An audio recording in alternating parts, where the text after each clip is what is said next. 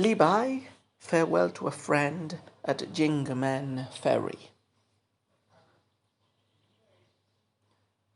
Traveling far beyond Jingmen Ferry, you'll reach the ancient land of Chu. Mountains will end in sweeping plains. The river will flow through vast wastelands. Beneath the moon, a mirror in the sky, clouds will carve out ocean mansions.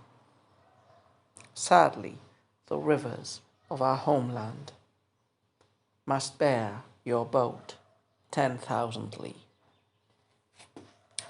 So, yet another poem by Li Bai, and this is a pretty standard poem on its topic, as you will probably have perceived. This is a poem about parting. So Li Bai and a friend of his are saying goodbye. They're both at the Jingmen Ferry. Now, Jingmen, if I am not incorrect, is in the area of what today is called Hubei, which is in about the middle course of the Yangtze River in the middle southern part of China. So we said the poem is a poem about parting. The geography is important. I am not sure if the boat of the friend going from the ferry is traveling south or that is traveling in the direction, not south, east or west. So the old land of Chu, the old kingdom of Chu included most of the central area of the Yangtze River Valley. The later kingdoms of Chu tended to be more to the east, closer to the coast, to the eastern sea coast of China. From the geographical description, I think the boat is traveling east.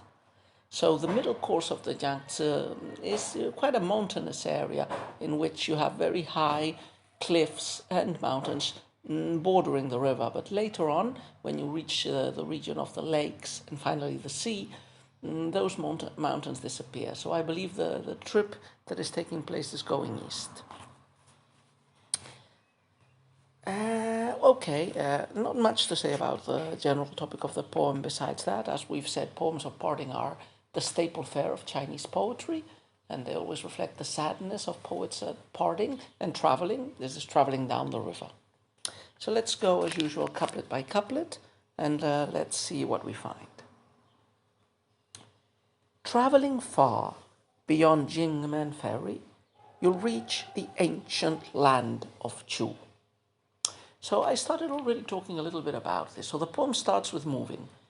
Li Bai is talking to the other person, probably before that person leaves in a ship downriver, and he is saying, traveling far beyond this ferry at where we are at the moment, you will reach the ancient land of Chu. Now, as I said, this disconcerts me a bit because Jingmen Ferry would have been squarely in the land of Chu, at least as far as I can recognize it from maps of the state of Chu in the Warring States period.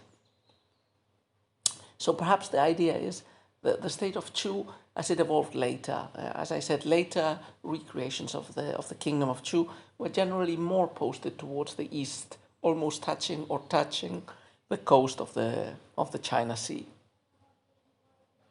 So perhaps that is meant to be the ancient land of Chu. But anyway, what the poet is saying is, it's not that far away, relatively speaking, from Jingmen anyway, but yeah, it would have been some days or perhaps a week or two of a trip by boat. So the first couplet, you're going down Jingmen Ferry, my friend, you're going to the land of Chu. The next couplet is going to describe the geographical characteristics of this ancient kingdom of Chu. Mountains will end in sweeping plains. The river will flow through vast wastelands. So this is a pretty good description of the lower, middle, and lower course of the Yangtze River. So the river becomes quite wide, quite big. It's no longer surrounded by mountains. A big plain appears, and the river divides into many rivulets and lakes. A lot of that area would have been marshland, which before land reclamation projects would have been, like swamps, not a place for cultivation or for living because of mosquitoes and malaria. So it would have been a river flowing, a watery kingdom, a river flowing through vast swamplands, through vast wastelands, and with no mountains, only the plains in sight. So it's a new geography, probably a very different geography to the one that Libai and his unnamed friend have lived in their youth. As we will see later on, it is implied that both the person Libai is referring to and himself have a common land of origin. We know Libai was from Sichuan, that is the ancient Shu, and that was a big plain surrounded by huge mountains. So completely different from a land that is just a plain with no mountains. Okay, we move on to the third couplet. And the third couplet, remember this is the second parallelistic couplet, describes probably some of the sights that will be seen by Levi's friend in that area. Beneath the moon, a mirror in the sky, clouds will carve out ocean mansions. So we're moving into the east, we're moving into a watery realm of a river expanding into marshlands, we're moving into the sea. So in this watery realm, moon will be seen and clouds floating over the water will be seen. The moon is compared to a mirror, so it will be like a big mirror hanging from the sky.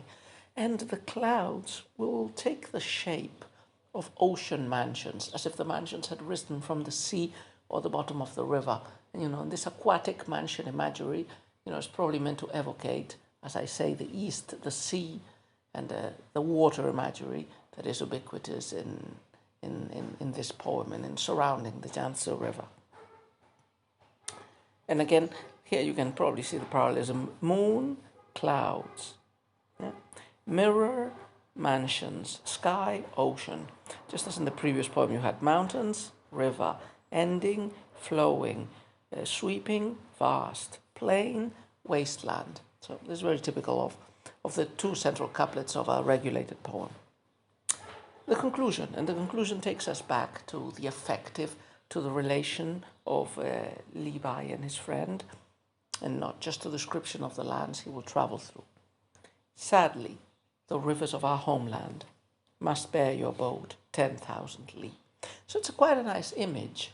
The Yangtze is one of the biggest rivers in the world, and in its origin, in the Tibetan plateau, lots of rivers from Sichuan feed into it. So in a way, the rivers of Libai's homeland and of his friend's same homeland are pushing the Yangtze in an eastern direction, and therefore are pushing the boat and this friend away from home, 10,000 li away from home. The waters from the homeland are pushing the man away from his homeland and away from Levi himself. So, well, that was probably the most effective literary trope of the poem. I wasn't too convinced by the middle images. Why does the moon have to be a mirror? This image appears a lot in Tang poems, but I didn't find it particularly evocative. Or those images of underwater aquatic palaces that morph into clouds, or clouds that morph into those palaces. Okay, not bad, but I've encountered more suggestive and better imbricated imagery in other Levi poems. Well, perhaps it's the translation.